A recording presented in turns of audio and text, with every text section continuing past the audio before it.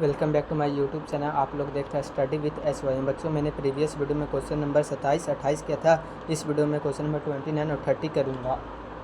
अगर आप लोगों ने प्रीवियस वीडियो नहीं देखा तो मैं उसका लिंक दे दूँगा, आप लोग डिस्क्रिप्शन में जाके देख ले। आइए मैं क्वेश्चन नंबर 29, 30 करता हूँ।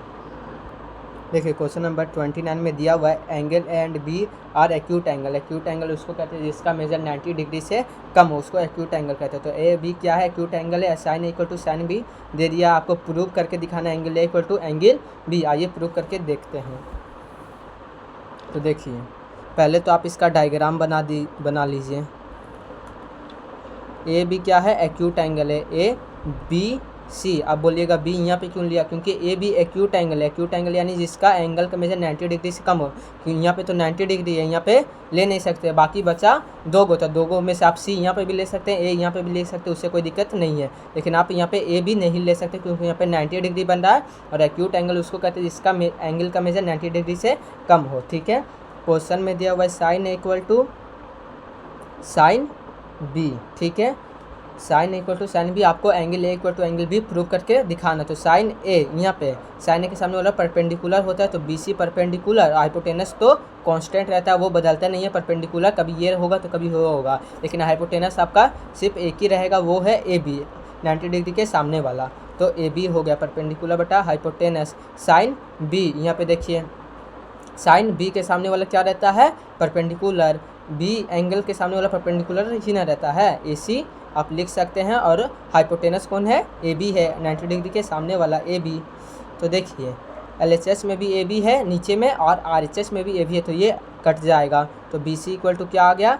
ए सी। बी सी इक्वल टू ए सी, आपका साइड इक्वल आ गया। बी सी साइड जो है ए सी के इक्वल है, तो आप देख सकते हैं बी सी साइड इक्वल है, तो बी सी के सामने वाला एंगल ए, BC के सामने वाला एंगल ए और AC के सामने वाला एंगल B, ये भी आपस में इक्वल होगा क्योंकि opposite angle to equal sides are equal. BC के सामने वाला एंगल A और AC के सामने वाला एंगल कौन है? B, ये दोनों भी आपस में इक्वल होंगे क्योंकि साइड इक्वल है, opposite angle to equal sides are equal. तो यहाँ पे आप लिख सकते हैं angle A equal to angle B, क्योंकि अपोजिट, आपको ये क्राइटेरिया लिखना होगा, नहीं तो नंबर कट जाएगा। जो यहाँ पे लिख रहा हूँ मैं अपोजिट, ये एंगल को डिनोट कर रहा हूँ मैं, एंगल लिखा हूँ। Opposite angles to equal sides are equal. ठीक है, ये और क्वेश्चन में यही करना था आपको, एंगल इक्वल टू एंगल भी प्रूव करके दिखाना था। मैंने करके दिखा लिया। आइए, आई होप आपको ये समझ में आया होगा। आइए क्वेश्चन नंबर 30 करते हैं। देखिए 30 में ए और बी क्या है? एक्यूट एंगल है एकदम 29 के जैसा। tan equal to tan B है दिया हुआ, आपको अप्रूव करना angle A equal to angle B, ये भी एकदम उसी के जैसा बनेगा। आइए मैं करके बताता हूँ 30।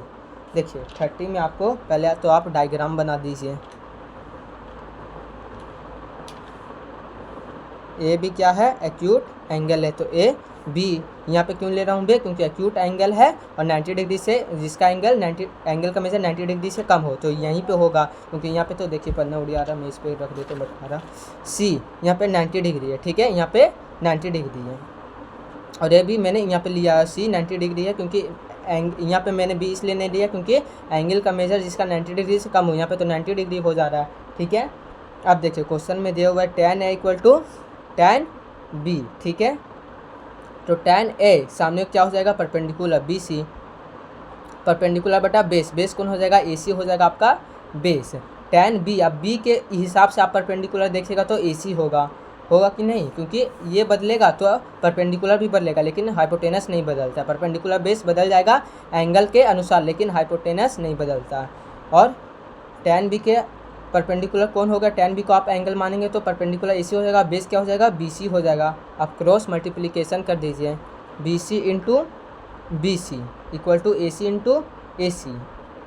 तो आप क्या कर दीजिए? स्क्वायरिंग रूट कर दीजिए। क्या कर दीजिए? दोनों साइड स्क्वायरिंग रूट कर दीजिए, क्योंकि आप, मैं बता रहा हूँ, आप कोई भी चीज़ करें तो दोनों साइड करें, इससे आपका आंसर में कोई चेंज नहीं आएगा, क्योंकि ये आपस में इक्वल है। और आप इक्वल में 4 से भी गुना कीजिए, यहाँ पे करेंगे तो शर्त ये है कि यहाँ पे भी करना होगा। LHS में करना है तो RHS में भी करना होगा।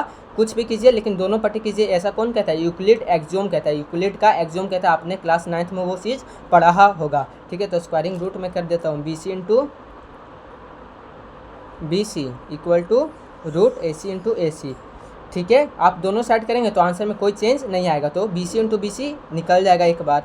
ए सी इंटू ए सी 2 बार है तो 1 बार निकल जाता है। तो देखिए तो जो क्वेश्चन नंबर 29 है उसी के जैसे कंडीशन हो गया। बी सी क्या है, ए सी के इक्वल है। बी सी जो है ए सी के इक्वल है, तो बी सी के सामने वाला एंगल कौन है, ए, और ए सी के सामने वाला एंगल कौन है, बी। ये भी आपस में इक्वल होगा क्योंकि साइड जो है वो क्या है, इक्वल है। साइड इक्वल है तो इसके सामने वाला एंगल ए और इसके सामने वाला एंगल बी, ये भी आपस में इक्वल होगा। क्यों? क्योंकि angle opposite angle to equal sides are equal.